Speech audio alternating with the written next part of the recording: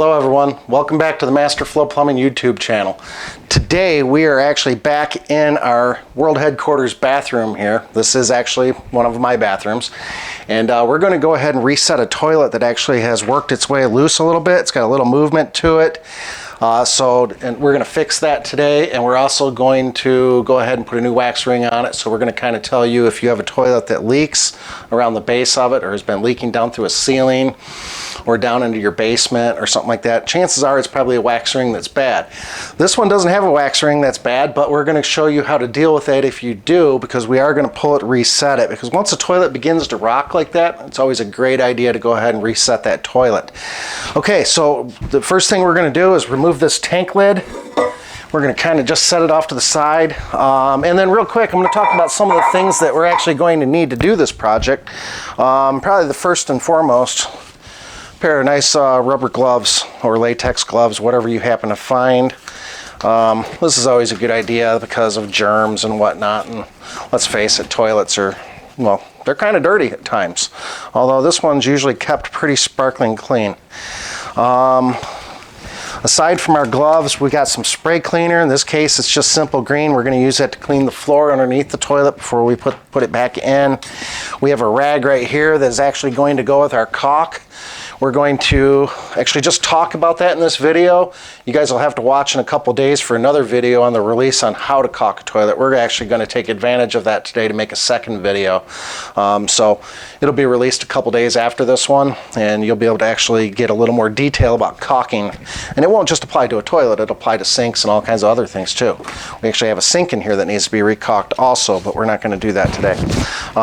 So we got the caulk and the rag that we're going to use for caulking. I prefer using a terry cloth rag for the caulking simply because it just seems to do a better job.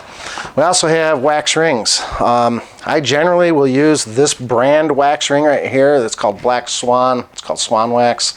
I almost always will use them with the reinforcement with the what we call the horn on them.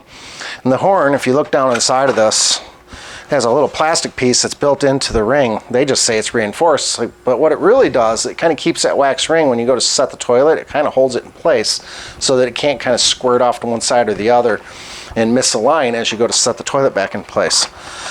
Generally, I do use this brand. I could not. My supplier was actually out of these with the horn, so I'm using the Home Depot stuff. I'm not crazy about it, but we'll cover all that in a few minutes.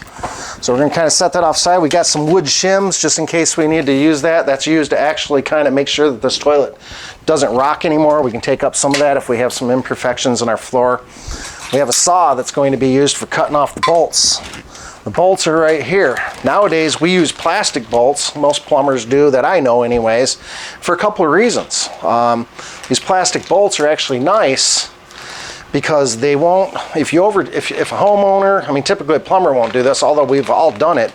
If you over tighten these bolts on the toilet that are underneath these caps, if you over tighten them, you're either going to break the bolt, you're either going to break the toilet flange that it mounts to, or you're going to break the toilet itself. These bolts are actually designed to break away before you tighten it to that point and break anything else that's more critical. So I've become a big fan of these, plus they don't corrode, they don't rust.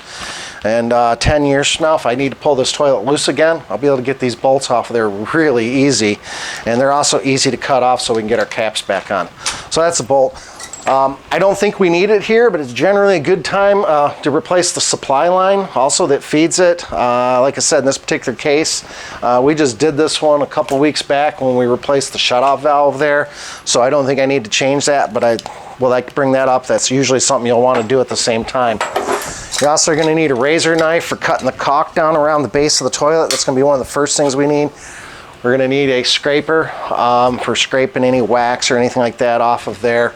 I generally will have a garbage bag, but in this particular case, I'm just going to use the box for the old wax ring to throw it in there and dispose of.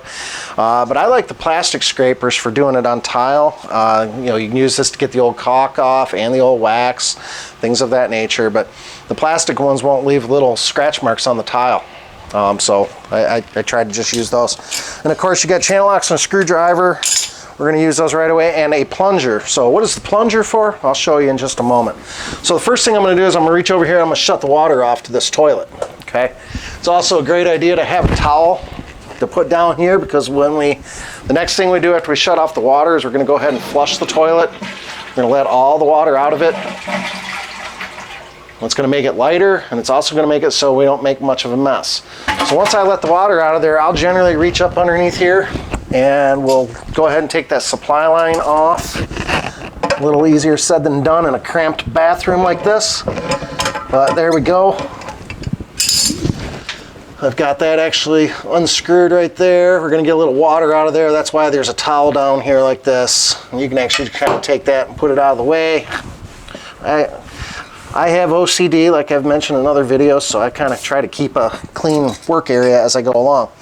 Okay, now that I have that done, the next step, this is where the plunger comes in.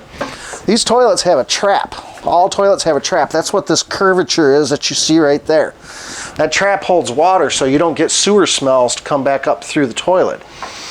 So in order to not make a huge mess when we lift this toilet out of there, we're going to use the plunger to plunge that water out of that trap. And it's quite simple, just like you'd plunge a toilet ordinarily. You're just going to,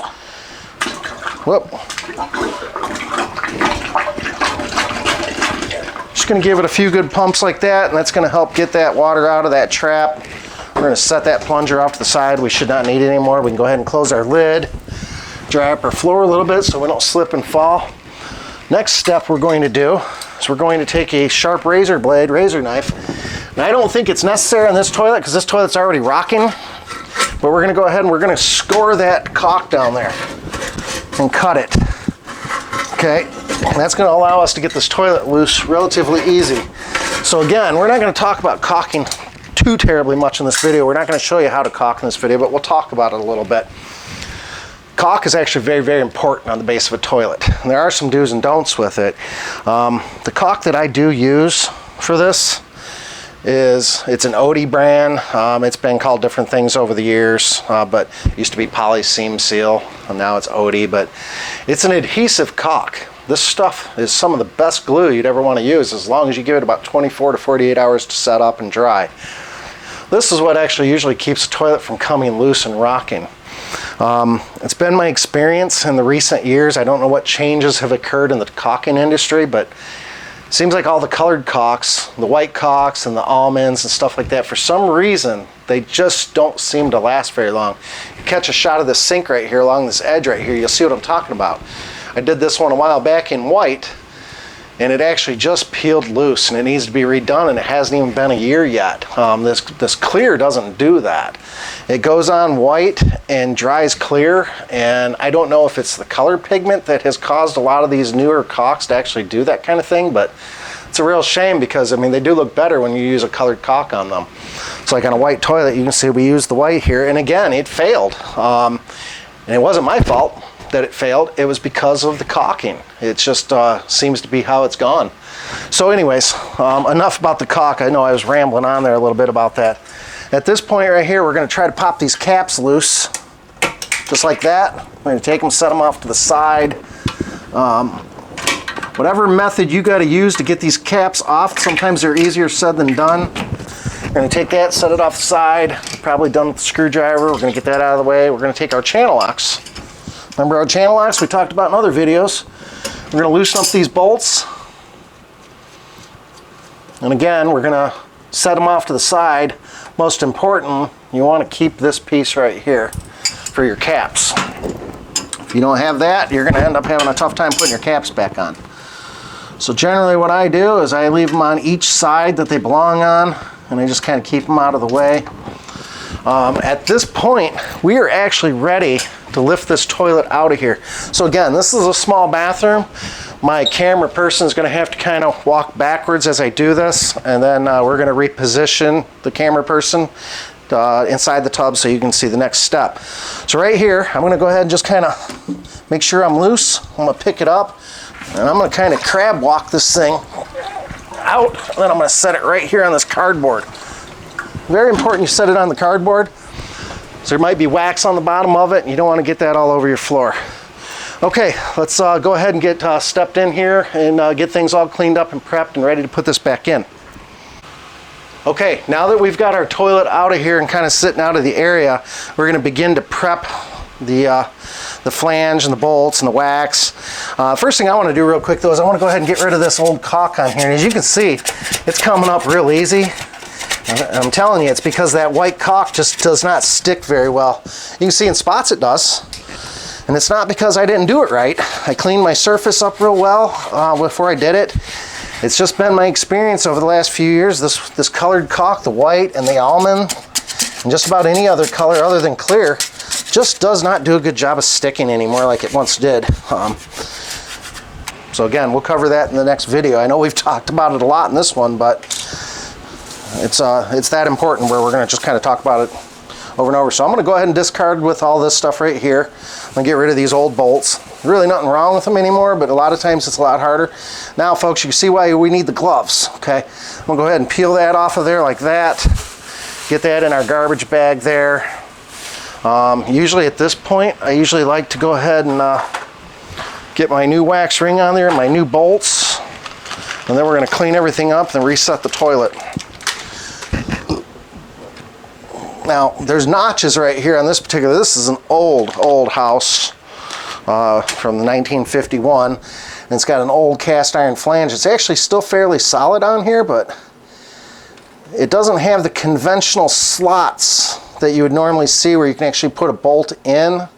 These are actually just little notches that are on the side that are perfectly at 9 o'clock and 3 o'clock that will give you the exact location of where those bolts need to be. So now let's talk about wax rings and what you may or may not encounter with these. This particular flange is sitting pretty flush with the finished floor. Ideally, that flange sits right on top of the finished floor. A lot of times in remodel situations, much like this one, that wax ring or that flange is going to actually be sitting flush with the tile instead of on top of it. And in some cases, it may even be recessed, which is not really ideal. The reason why you don't want that is because your wax rings are only so thick and they only work so well when they're not thick enough. So in this particular case, we're going to use a regular wax ring with a horn. I think that's what was on here before and it wasn't leaking. So these come with the brass bolts. I don't like those. We're just going to throw those away. We're going to go ahead and get this prepped though so I can get these gloves off and finish this job up for you. So right here, we're going to pop that all off of there just like that. Put it over here with our trash. We're going to make sure that kind of gets in there where it needs to be. As you can see, it just sits right in there like that. So you can see what the purpose of that wax or that plastic horn right there is to keep that wax ring from misaligning itself as we go ahead and set the new toilet on here. But we're going to go ahead and make sure we've got all this caulk up. Like I said, some of it doesn't really come off very easily. Some of it does. I'm going to go ahead and scrape there. There's even some old caulk from before, it looks like, on there. Again, it's a tedious process, but sometimes the caulk comes off easier than others, but in this particular case it came off pretty easy because it just never really stuck that well. We'll go ahead and get this all thrown away in here. So like I said, take these gloves off momentarily after I clean the floor. Get our garbage bag all set there. We're going to go ahead and set our scraper off to the side over here. Get our trash over there, stuff that we don't need. And at this point, we're going to kind of just dry off this floor a little bit. All right, now we're going to take our Simple Green. I like to use Simple Green. You can use just about any other kind of cleaner that you'd like, but I like Simple Green because it's a degreaser. And anything that's on the floor that caulking doesn't like to stick to, it does a really good job of cleaning it. This is also a great opportunity in this particular case. My wife is very, very good at cleaning the house, so she keeps it clean. But normally we find a big old fuzzy mess right here, dirty, dusty mess behind the toilet on the floor. And then, so yeah, anyway, so we'll go ahead and just finish this up right here and get this all cleaned up and prepped. Have it ready for the new toilet to go in. Make sure your surface is nice and clean and dry. Again, all very, very important. Okay, so I'm gonna get this on here. Gonna try to line up those two bolts Sometimes that's difficult to do when you're sitting here struggling to hold this.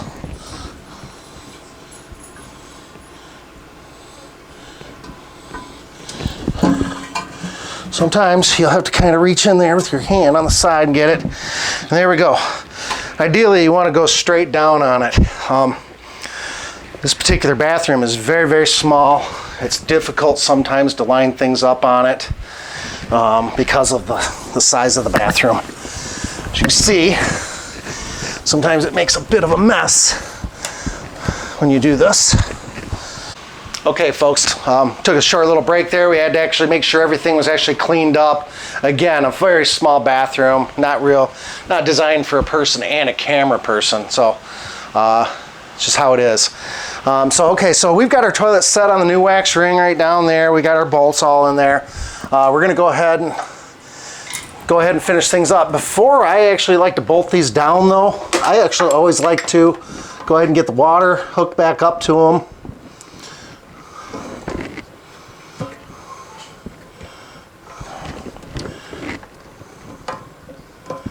Get our supply line threaded back on here. Get it nice and tight by hand, and then we'll tighten it with the channel locks just a little bit. Go ahead and get that rotated into place. And go ahead and take my channel locks. I'm going to tighten that supply line down slightly there. I always get them as tight as I can by hand. We covered this in a fill valve replacement video. When I go ahead and get it nice and snug right there to where I know that it's not going to leak, I'll go ahead and turn the water on slowly. Verify that there's no leaks coming. We're going to go ahead and let this toilet fill up. Let the tank fill up with water, and then we're going to give it a test flush just to make sure we don't have any leaking around the base. We're going to do that before we finish bolting it in. Obviously, so that we know if we have a leak, we need to start over. But we're going to go ahead and get that back on here. Make sure our floor is good and clean. And then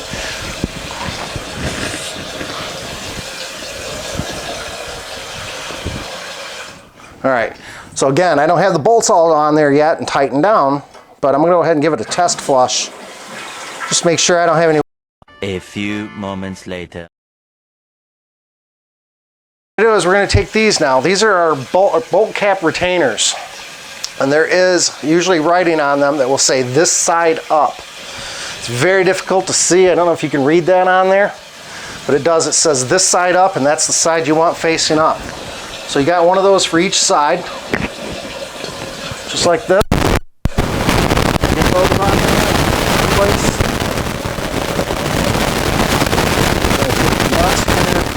Get those started, run them all the way down by hand. We're going to get them hand tight first. Get them as tight as you can with your fingers. And then I'm going to go ahead and do the other side here.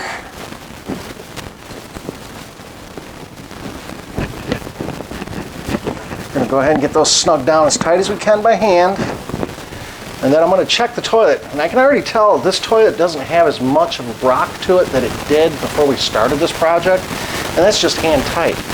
So again, this is an old toilet flange, an old house. I'm going to be really delicate.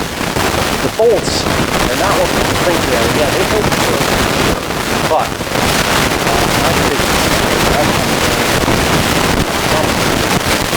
bolts are really, they help hold it down. Yeah, but it's that caulking that really holds the toilet down the best.